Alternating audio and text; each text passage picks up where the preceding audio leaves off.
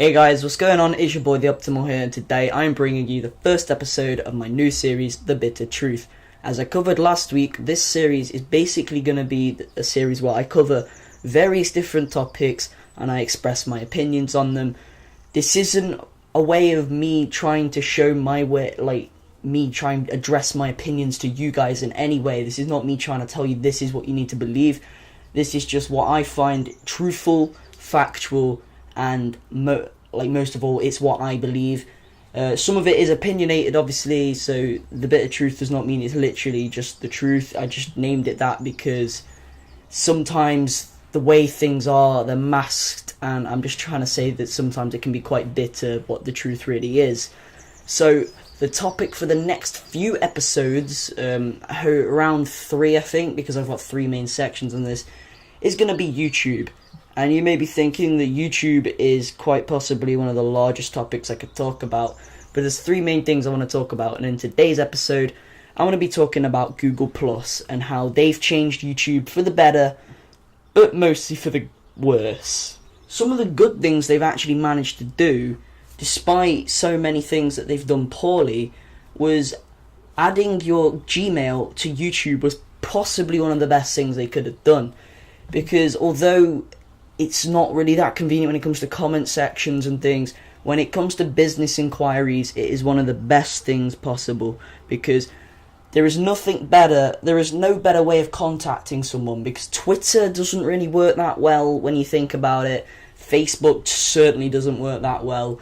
Gmail, you could say Hotmail works fine, but Hotmail, you have all your Twitters and stuff linked to that, and then it's just spammed, and you have 3,000 messages from all these weird websites that junk mail and stuff.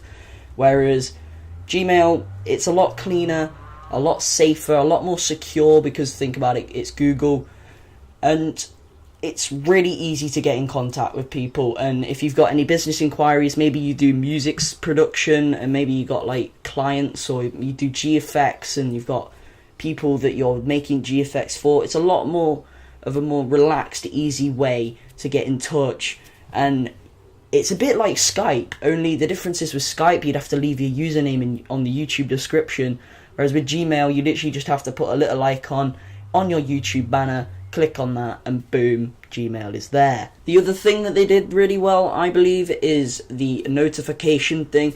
YouTube's always kind of had this notification thing from as far as I can remember back, which was 2010 when I first started really focusing on YouTube.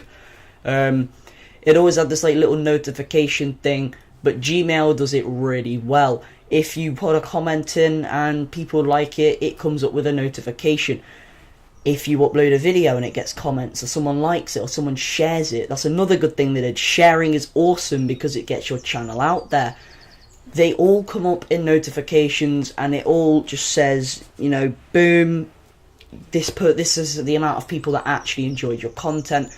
And it tells you, honestly, it says a lot more than views, because when someone comments, great video, dude, that was really cool, I feel a lot more satisfied by someone actually telling me why it was a good video than just someone clicking like, because they can do that in 5 seconds and click off it. So I think that was another good thing, just because it meant that you know that you feel satisfied. If you don't upload to YouTube but you upload comments, not really upload comments, but you write comments, and then it gets 400 likes, let's say, you feel like a beast. You feel that's 400 people that just found what I said funny, or found what I said, they agreed with what I said. You feel you feel awesome when something like that happens, and I just think that Google did it really well. Again, YouTube did have something similar to this, but it wasn't as advanced, seeing as how I swear YouTube when it first started only had 3 people working on it. But anyway, let's continue. So the bad things that YouTube has come across the last year in particular with Google Plus is unsubscribing. Every time YouTube does an update, you seem to lose subs, and it's not necessarily because people have lost interest in your channel. That always happens. But after a channel update, or whatever you want to call it, the YouTube update, you seem to lose around 10 subscribers, and you haven't. It's just that amount of people have unsubscribed, because what they do is they unsubscribe people that are inactive. But inactive with YouTube is something completely different to what I could call inactive, because if I don't know if you're like me, but if you're someone like me, YouTube and Netflix and video games are my three main sources of entertainment when I'm at home. If I'm not on my video games, I'm on Netflix. If I'm not on my Netflix, I'm on YouTube. YouTube, I'm literally subscribed to hundreds of channels, and that's because I want variety. I don't just sit down and go, I'm going to watch a gaming video. I sit down and go, I'm going to watch a science video. I sometimes get in the mood to just watch some music videos, you know? I don't just necessarily watch video games, but that doesn't mean I'm always in the mood for that set game. Or game, genre. So, if, for example, I'm in the mood for a month to watch scientific videos or news rumours or something like that, and I don't watch a video game thing, for Google, that would be me being classed as an inactive subscriber to some of my video game channels, especially the ones that I haven't viewed in a couple months, let's say. That means that in the next update, they are likely to unsubscribe me forcefully from that channel, which is completely wrong, because if I've subscribed to that channel, I've subscribed for a reason. Yes, if I don't watch their videos as often anymore, if I don't click on their videos as much, that could be for other reasons. That doesn't mean, if I've clicked the subscribe button, it means that I actually enjoy that person's content, or I think they're a good person, or something like that, and I want to be able to watch their videos easily, and actually show that I support them. Not Google just unsubscribe me from whatever they want to do, whenever they feel like it, just because I haven't watched their videos in 3 weeks. I think it's ridiculous and wrong, because the amount of times that I've gone, wait, I'm subscribed to Frankie on PC. It's not my fault he hasn't uploaded a video in 2 weeks. That's not me hating on Frankie on PC. I'm just using it as an example. Literally every update I get unsubbed from Frankie on PC because he's not a daily uploader. He uploads, let's say, one video a week. I don't necessarily watch it as soon as it comes out. I sometimes wait a month, view his channel then, and then catch up on his videos monthly. The amount of times I get unsubbed from his channel is unreal. Like, literally the last 3 channel updates in a row, I've been unsubscribed from him. And I just think it's wrong. I've seen my channel go up to 120, then back down to 112, just because a few people don't watch my videos anymore. The way Google's going, if this is basically what they mean with the unsubscribing thing, I technically should only have around 30 subscribers, because I only get around 30 views on my videos, which, with 120 subs, that doesn't really add up. But whatever, I think Google really need to make improvements on that. Do you guys agree? The next thing I need to talk about is the changing of the YouTube design. I have no idea why they did this a few years ago. The YouTube layout, the channel layout was perfectly fine. You had everything you needed on one page. Nice channel art, it was basically the same as Twitter, made it easy for GFX. You could have 2 if you wanted to, just to make your channel look even more professional. You could have all your information on the right hand side, you'd have your main channel video there, and you'd have all your links down below.